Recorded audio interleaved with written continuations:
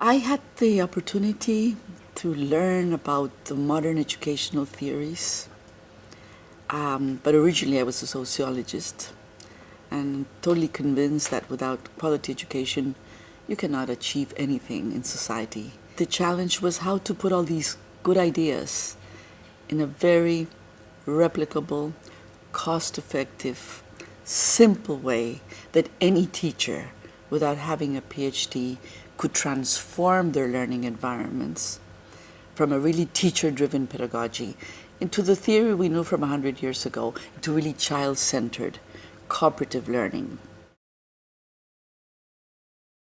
We started thinking of how to introduce the innovation in the system. We started seeing that we needed a more organic, horizontal way of diffusion, from teacher to teacher, from child to child, from school to school. It was more from community to community. It was more horizontal, bottom up. This is a pedagogical reform that empowered teachers to make the changes, the small changes that can have important results. Learning approach that promotes empowerment and participation.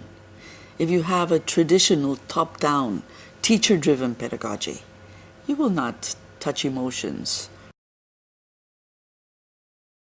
You have to demonstrate it works. Second, you have to work with governments to have big impact and coverage, but it's not sufficient. You have to have public-private partnerships, like we did with the Coffee Growers Federation in Colombia, and you have to have the role of civil society.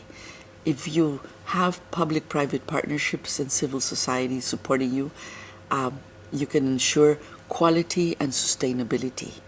With governments, you can have impact, but not quality and sustainability. So you have to learn that you have to have different players if you want to have large-scale reform.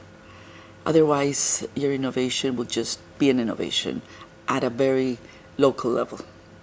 The basis of reinvention is that any constraint is an opportunity to rethink everything.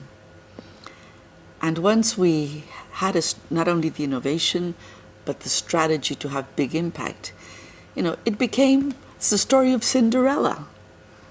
You ended up with cutting-edge pedagogies, and we ended up talking about 21st century skills. Which are the 21st century skills? What a computer cannot do. Learning to learn, learning to take initiatives, but especially learning to work in teams. And this is what education has not been promoting. So I think we started from the margins, thinking of all the constraints, and we ended up talking about empowerment, which is the basis of the 21st century skills.